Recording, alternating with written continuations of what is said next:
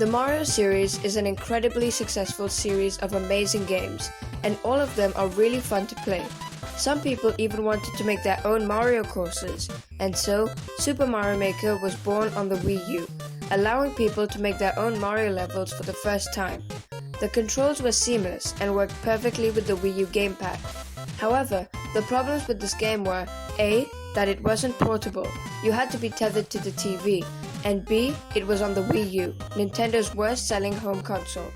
So, Nintendo found a solution to this problem. They released a port of Super Mario Maker to their current handheld, the Nintendo 3DS. But wait, if a port released on the 3DS, how come you don't see anyone talk about it? Honestly, not many people talk about this port, and many people don't even know its existence.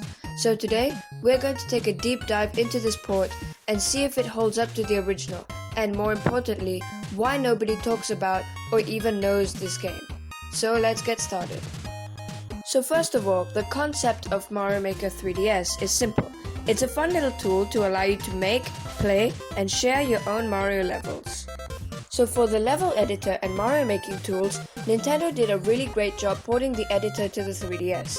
It is really easy to make levels, and fun too. The screen is a bit cramped because of the smaller screen of the 3DS, but you can look on the top screen for a full screen view. Also, sometimes it'll take a long time for you to be able to test the stage you're building, but it's not really much of an issue. However, there are a lot of things missing from the level builder on the 3DS. First, there is no Amiibo support, which could have been a really cool addition and could open up tons of new doors for the 3DS port.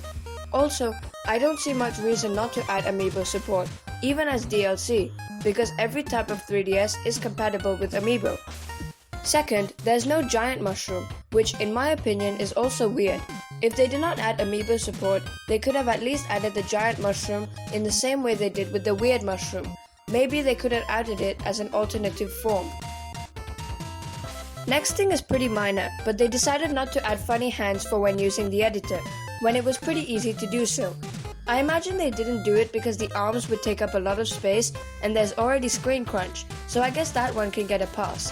However, for some really strange reason which I cannot even think of an answer, is that they removed the ability to record custom sound effects, even though the 3DS has a microphone, which is really awkward.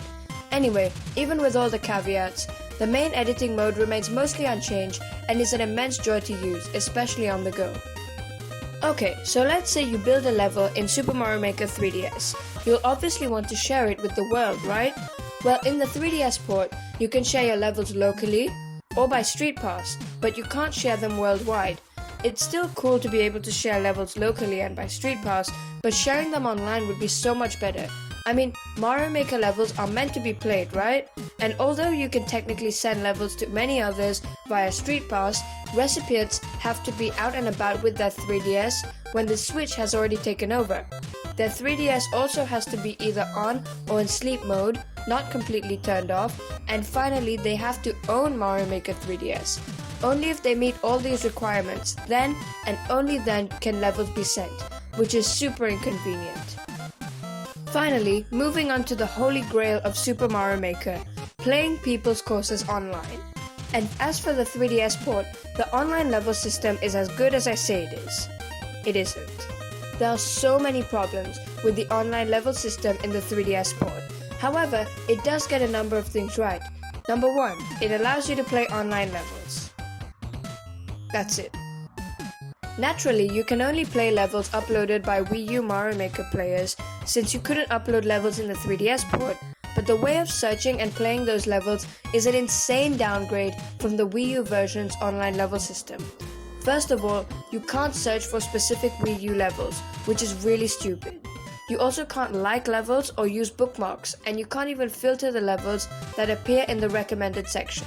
Like every time I go to the recommended section on 3DS, I feel like 8 out of 10 levels that appear are just bad levels, and that is a huge problem. Also, let's talk about optimization. Optimization is basically trimming down or compressing certain elements of an app or game so that it works better when ported or remade on less powerful hardware.